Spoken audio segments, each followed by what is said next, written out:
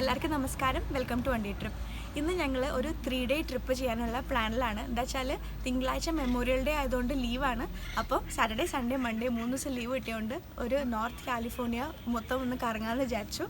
അപ്പം നിങ്ങളിവിടെ കാലിഫോർണിയയിലോ അമേരിക്കയിലോ ഉള്ളവരാണെങ്കിൽ നിങ്ങൾക്ക് നോർത്ത് കാലിഫോർണിയ നിങ്ങളിതുവരെ കണ്ടിട്ടില്ലെങ്കിൽ ഞങ്ങളുടെ വീഡിയോ നിങ്ങൾക്ക് ഹെൽപ്ഫുൾ ആവുമെന്ന് വിചാരിക്കുന്നു. അപ്പോൾ ഒട്ടും ടൈം വേസ്റ്റ് ചെയ്യാതെ നമുക്ക് ഫുള്ളായിട്ടൊന്ന് നോർത്ത് കാലിഫോർണിയ കറങ്ങാൻ പോവാണ്. അപ്പോൾ ഇന്ന് ഡേ 1 ആണ്. അപ്പോൾ ഞങ്ങൾ കൂടെ വരും. ഇന്ന് ഞങ്ങൾ റെഡിംഗ് എന്ന് പറഞ്ഞൊരു സ്ഥലത്താണ് സ്റ്റേ ചെയ്യാൻ പോകുന്നത്. അപ്പോൾ സണ്ണിവേലിൽ നിന്ന് 280 മൈലുണ്ട് അങ്ങോട്ട്. ഓൾമോസ്റ്റ് 5 മണിക്കൂർ ട്രാവൽ ഉണ്ട്. അപ്പോൾ ഞങ്ങൾ പോയിക്കൊണ്ടേയിരിക്കുകയാണ്. അപ്പോൾ ലഗൂൺ വാലി പാർക്കിലാണ് ഉള്ളത്.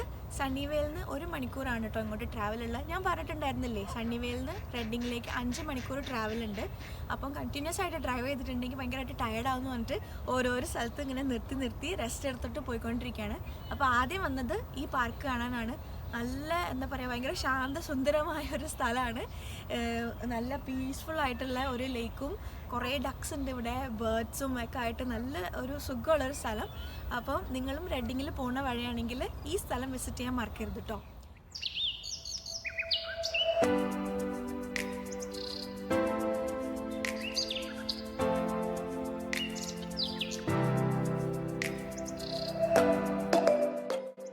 ഈ പാർക്കിൻ്റെ സ്പെഷ്യാലിറ്റി എന്താണെന്ന് പറഞ്ഞിട്ടുണ്ടെങ്കിൽ ഇതൊരു ഡോഗ് ഫ്രണ്ട്ലി ആയിട്ടുള്ള പാർക്കാണ്. ഡോഗ്സിന് കളിക്കാൻ വേണ്ടിയിട്ട് പ്രത്യേകം സ്ഥലമൊക്കെ ഉണ്ട് ഇവിടെ.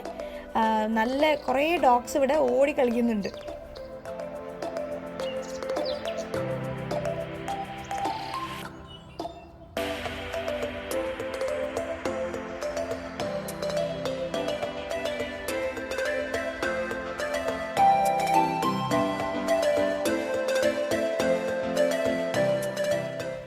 രാവിലെ 9:30 വീട്ടിൽ നിന്ന് ഇറങ്ങിയതാണ്. ഇപ്പോൾ സമയം 2:45. വിശന്നിട്ട് വയ്യ.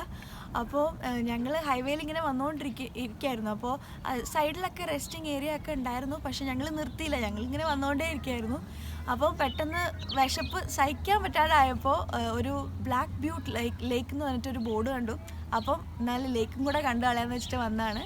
ഹൈവേന്ന് ഈ ലേക്കിലേക്ക് വരാനുള്ള റോഡ് നല്ല എന്താ പറയുക, ഭയങ്കര സ്കെയറി ആയിട്ടുള്ളൊരു റോഡായിരുന്നു. പക്ഷെ ഇവിടെ വന്നപ്പം നിറയെ ആൾക്കാരുണ്ട്. നല്ല ഭംഗിയുള്ളൊരു ലേക്ക്.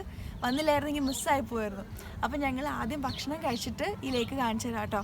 ആദ്യം ഞങ്ങളൊന്ന് കഴിക്കട്ടെ.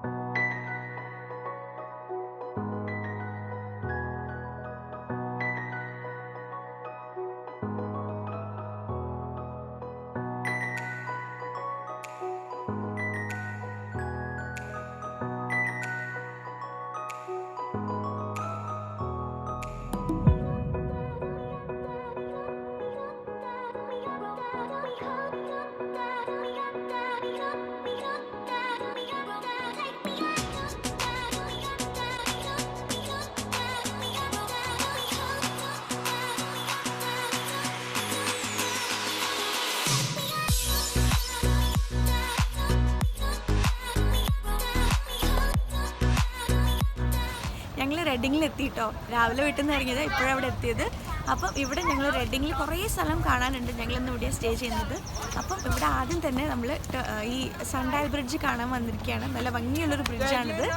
ഈ ബ്രിഡ്ജിൻ്റെ അപ്പുറത്തെ സൈഡിലാണ് ടേർട്ടിൽ ബേ എന്ന് പറഞ്ഞിട്ടുള്ള ഒരു പാർക്കുള്ളത്. കുട്ടികൾക്കൊക്കെ കുറേ എക്സ്പ്ലോർ ചെയ്യാനുള്ള കുറേ സംഭവങ്ങളുണ്ട് ഈ പാർക്കിൽ.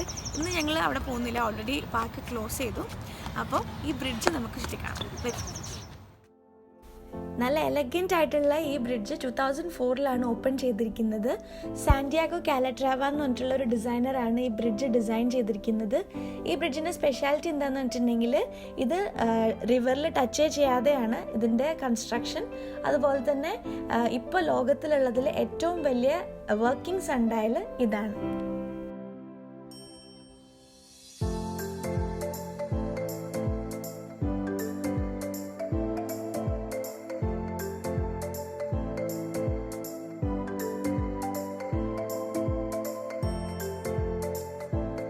ഇന്ന് ഞങ്ങളുടെ ലാസ്റ്റ് സ്റ്റോപ്പ് ശാസ്തലേക്ക് കാണാനാണ്. ഇപ്പോൾ സമയം 8 മണിയായി, പക്ഷേ സ്റ്റിൽ സൂര്യൻ അസ്തമിച്ചിട്ടില്ല ഇവിടെ. അതുകൊണ്ട് ഞങ്ങൾ ലേക്കും കൂടെ കാണാമെന്ന് വിചാരിച്ചു. അപ്പോൾ ശാസ്തലേക്കും കൂടെ കണ്ടിട്ട് ഞങ്ങൾ ഹോട്ടലിലേക്ക് പോകും.